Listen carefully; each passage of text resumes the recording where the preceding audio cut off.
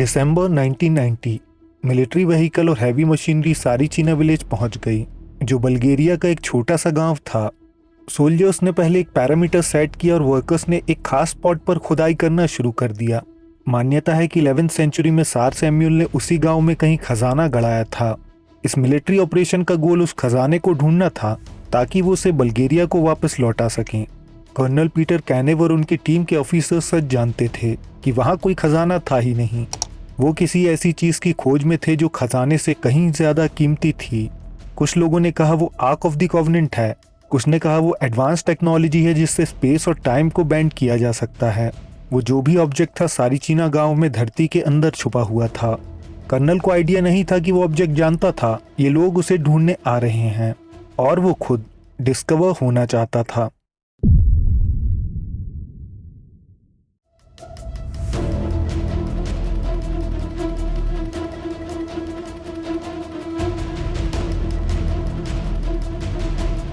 जैसे ही ऑपरेशन शुरू हुआ, सारीचीना की शांत रातें डिगिंग की आवाजों से गूंजने लगी।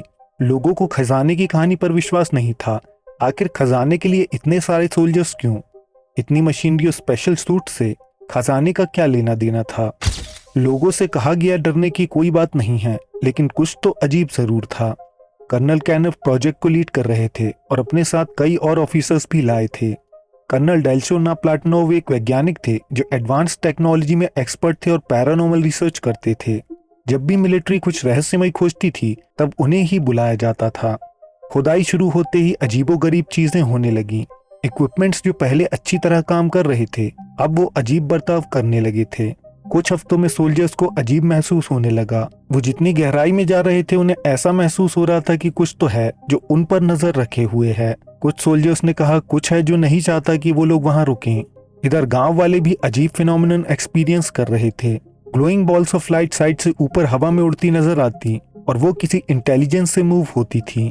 आसपास का वातावरण स्टैटिक इलेक्ट्रिसिटी से भर चुका था और जल्द ही हमिंग साउंड सुनाई देने लगा। शुरुआत में ये एक हल्की सी वाइब्रेशन थी, लेकिन हर दिन वो स्ट्रांग होती जा रही थी। इस वाइब्रेशन से सोल्जर्स को हेडेक, नौजिया और इंसोमिनिया जैसी परेशानियां हो रही थीं।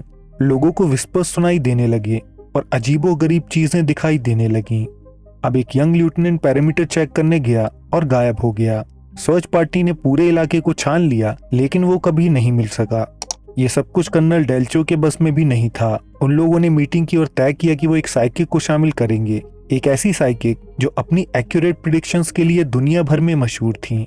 कर्नल डेल्चो का कहना था अब सिर्फ वही एक थी जो उनकी मदद कर सकती थी, तो मिलिट्री ने संपर्क किया बाबा वेंगा से।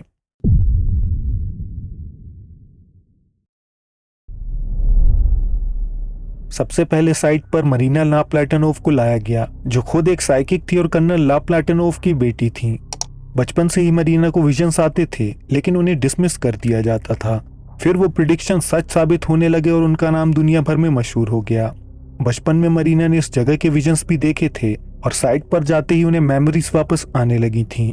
उन्होंने गार्डियंस नाम के एंशिएंट एंटिटी से टेलीपैथिक कांटेक्ट किया। गार्डियंस ने उन्हें वार्निंग दी कि कुछ खतरनाक उस जगह गड़ा हुआ है जिसे डिस्टर्ब नहीं किया जाना चाहिए।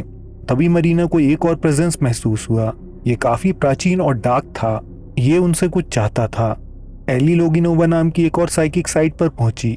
एली एक बीइंग के कांटेक्ट में थी जो धरती पर आए सबसे पहले ह्यूमंस में से एक था। एली ने बताया ह्यूमंस बंदरों से इवॉल्व नहीं हुए थे, बल्कि उन्हें अल्ट्रा टेरेस्ट्रियल्स ने बनाया था। एक्स्ट्रा टेरेस्ट्रियल्स एलियन होते हैं जो दूसरे प्लैनेट या गैलेक्सीज में रहते हैं, लेकिन अल्ट्रा टेरेस्ट्रियल्स ऐसे डायमेंशंस में रहते हैं जिन्हें इंसान परसीव नहीं कर सकता। एली को साइट पर कुछ विजन्स आए जिनमें उन्होंने अर्ली एडवांस ह्यूमंस को एक डार्क एंटिटी से लड़ते देखा। एली को अंडरग्राउंड स्ट्रक्चर दिखाई दिया। वो एक पोर्टल था जो हमारे जगत को किसी और जगत से जोड़ता था। शक्तिशाली बीइंग्स एली को बार बार वार्न कर रहे थे कि खुदाई बंद करो। एली को दो तरह की एंटिटी से मैसेजेस आ रहे थे। एक उनसे सब कुछ बंद करवा कर वापस जाने को कह रही थी, तो दूसरी उनसे वादा कर चुकी थी कि प्रोजेक्ट ऐसे ही चलता रहा तो उन्हें एंशिएंट नॉलेज और विजडम मिलेगी। लेकिन फिर बाबा वेंगा ने जो कहा उससे पूरी टीम हिल गई। Leave it buried. The truth about the origin of humanity is a burden too heavy for mortal minds to bear. Do not seek answers for questions we were never meant to ask. There are truths that belongs only to God. To seek them is to invite your own destruction. Man was not meant to know everything. There is wisdom in ignorance and safety in silence. Turn back now. These truths are better left forgotten. He dare to uncover. Only death will follow. अब soldiers जानते थे कि बाबा Venga की prediction सही साबित होती थी। बाबा Venga ने ही उन सबको चेतावनी दी थी और ऑपरेशन बंद करने को कहा था, लेकिन कर्नल फिर भी इस मिशन को पूरा करना चाहते थे। कर्नल को बाबा वेंगा की बात मान लेनी थी, क्योंकि इस बार भी वो एकदम सही थी। मरीना ने एक्सकेवेशन का काम अपने हाथ में लिया। उन्होंने वर्कर्स को स्पाइरल टनल की शेप में खुदाई करने के निर्देश दिए। लग रहा था मानो वो ग्राउंड जीवित था। वो डिगिंग के दौरान रिस्पॉन्ड कर रहा था और उनकी मदद भी कर रहा था। इक्विपमेंट्स भी एकदम ठीक हो गए और परफेक्टली काम करने लगे। उन लोगों को अंदाजा भी नहीं था कि अब वो खुद के नियंत्रण में थे ही नहीं। मरीना और एली के विजन सब सिंक्रोनाइज होने लगे थे। जो पोर्टल मरीना को दिखा था वही एली को भी दिख रहा था। उस पोर्टल के पीछे एक एंशिएंट डार्क प्रेजेंस भी थी, जिसे हजारों साल पहले वहां कैद किया गया था। अचानक मरीना ने कहा, हम करीब हैं। एली को आवाज सुनाई दी, डू नॉट कंटिन्यू। फिर उन्हें एक विशाल रेक्टेंगुलर स्टोन का विजन आया, जिससे सॉफ्ट ब्लू लाइट निकल रही थी। 20 फीट खोदने के बाद उन्हें सॉलिड जमीन मिली। मिट्टी क्लियर करने के बाद उन्हें एक स्टोन बैरियर दिखाई दिया जो स्मूथ था और वाइब्रेट कर रहा था। वो इतना मजबूत था कि उनके टूल्स किसी काम के नहीं बचे थे। दूसरी ओर जाने का कोई तरीका नहीं था, क्योंकि वो एक केज की तरह था। कर्नल ने वर्कर्स से कहा, एक्सप्लोसिव्स इंस्टॉल करो। ब्लास्ट के बाद उन्हें नजर आया कि एक डार्क स्पाइरल टनल उनके ठीक सामने थी। मरीना पहले अंदर गई और काफी गहराई पे जाने के बाद उन्होंने कहा, वो जाग रहा है।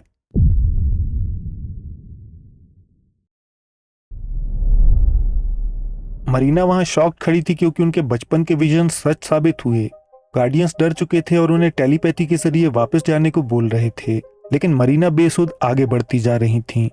एली भी वर्कर्स के साथ टनल के नीचे उतर गईं।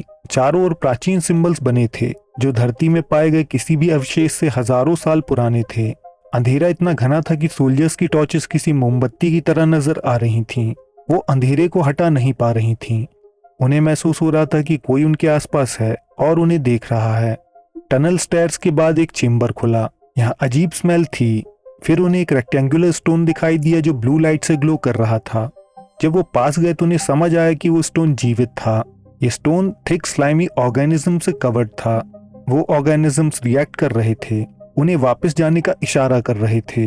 फिर उन्हें एक विशाल ह्यूमनॉइड फिगर नजर आया, जो इंसानों से कहीं ज्यादा विशाल और पतला था। ये बीइंग उस वॉल में फ्यूज था, जैसे वो दीवार और वो फिगर एक ही शरीर हों। किसी को पता नहीं था वो क्या करेंगे। मरीना जैसे हिप्नोटाइज हो चुकी थी। तभी एक सोल्जर अचानक नीचे गिरा और मारा गया। एक के बाद एक सोल्जर्स गिरकर मरते गए और वो एंटिटी उनके डर की ऊर्जा को खाती गई। मरीना उस बीइंग की ओर बढ़ने लगी। जैसे ही वो उस बीइंग के करीब पहुंची, धरती के नीचे तेज वाइब्रेशन होने लगी और अचानक पूरी कैवन हिलने लगी। केनेव ने उन्हें वापस लौटने के लिए कहा। अब वो इस मिशन को नहीं करना चाहते थे, लेकिन अब वो स्टेयरकेस गायब हो चुका था और चेम्बर भी पूरी तरह बदल चुका था। कुछ भी पहले जैसा नहीं था, लेकिन ब्लू ग्लोइंग स्लैब वैसा ही था। तभी अचानक बचे हुए लोगों ने उस स्लैब में भी एक्सप्लोसिव्स लगा दिए और एक बड़ा ब्लास्ट हुआ। ब्लास्ट के बाद भी वो स्लैब टूटा नहीं था, सिर्फ थोड़ा सा ही क्रैक हुआ था। उस स्लैब के पीछे एक मेटल चेम्बर था और एक डार्क प्रेजेंस भी साफ महसूस की जा सकती थी। उस चेम्बर से काला स्मोक निकलने लगा और सल्फर की स्मेल आने लगी। लोग अच्छी तरह सांस नहीं ले पा रहे थे। बचे हुए लोग भी एक एक करके मरने लगे। मरीना अपने घुटनों पर बैठ गईं। उन्हें पता ही नहीं लग रहा था कि वो सब रियलिटी थी या कोई इल्यूजन। एक सोल्जर उन्हें पकड़कर वापस ले जाने की कोशिश में वहीं मारा गया। एली भी घुटने पर बैठी हुई थी। उन्हें सामने एक स्ट्रेंज स्टोन दिखाई दिया, जिसमें अजीब सिंबल्स बने हुए थे। बाबा वेंगा ने उन्हें स्टोन के बारे में बताया था। उस स्टोन में क्रिएशन की कहानी छुपी हुई थी, ऐसे बींग्स की कहानी जो अर्थ पर दूर के स्टार से हजारों साल पहले आए थे। वो अपने साथ सिविलाइजेशन का नॉलेज लाए थे। उन्होंने हमारा डीएनए डिजाइन किया और हमें विकसित करने में मदद की। वो एंटिटी ना तो ह्यूमन थी ना ही इनह्यूमन। वो ना मेल थी ना ही फीमेल। लीना को महसूस हुआ जैसे वो बीइंग लाइफ का स्टार्टिंग पॉइंट था। उसी से होमोसेपियंस का जन्म हुआ और वही हमारे डीएनए की रेसिपी थी। एली समझ चुकी थी कि ये स्लैब एक वार्निंग था और उन्हें अब ज्यादा जानने की कोशिश नहीं करनी चाहिए। केविन ने मरीना को पकड़ा और उन्हें बाहर की ओर घसीटने लगे। तभी उन्हें आवाज सुनाई दी। इस डरावनी हंसी के साथ ही उन्हें बाहर से आती रोशनी दिखी और बचे हुए लोग तुरंत बाहर निकल गए। केवन ने होल को कंक्रीट से फिल करवा दिया। मरीना और एली अपने सेंसेस में नहीं थे। 18 सोल्जर्स की जान चली गई थी जिनका शरीर टनल से बाहर नहीं लाया गया। एंट्रेंस सील हो जाने के बाद भी उस एंटिटी का किस्सा खत्म नहीं हुआ। उस गांव में अचानक यूएफओ साइटिंग्स होने लगी। ग्लोइंग स्फेयर्स रात में नजर आने लगे। गांव वालों को साइकोलॉजिकल ट्रॉमा होने लगा। पोल्टरगीस्ट एक्टिविटीज अचानक बढ़ गईं। कुछ लोगों को जगह जगह एनर्जी फील्ड्स महसूस होने लगी। टाइम डिस्टॉर्शंस होने लगे और पूरे गांव ने उस दौरान बैड लक एक्सपीरियंस किया। यह स्टोरी कर्नल केनव की बुक द सारी चीना फिनोमिनन से ली गई है, जिसमें उन्होंने अपने साथ घटी इस घटना का डिटेल्स में जिक्र किया है। अब ये स्टोरी कितनी सच है और कितनी झूठ ये जानने का तो कोई तरीका नहीं है, लेकिन सारी चीना विलेज में रहने वाले लोकल्स जानते हैं कि उस दौरान वहाँ बहुत अजीब घटनाएं घटी थी और ये फिनोमिनन 2 साल तक चला था। आज के एपिसोड में बस इतना ही। वीडियो पसंद आया हो तो लाइक करें, कमेंट्स में अपनी राय दें। अगर आप चाहें तो हमारे चैनल को सब्सक्राइब करके ऑल नोटिफिकेशंस ऑन कर सकते हैं। हम जल्द आपसे एक नए एपिसोड के साथ मिलेंगे। धन्यवाद।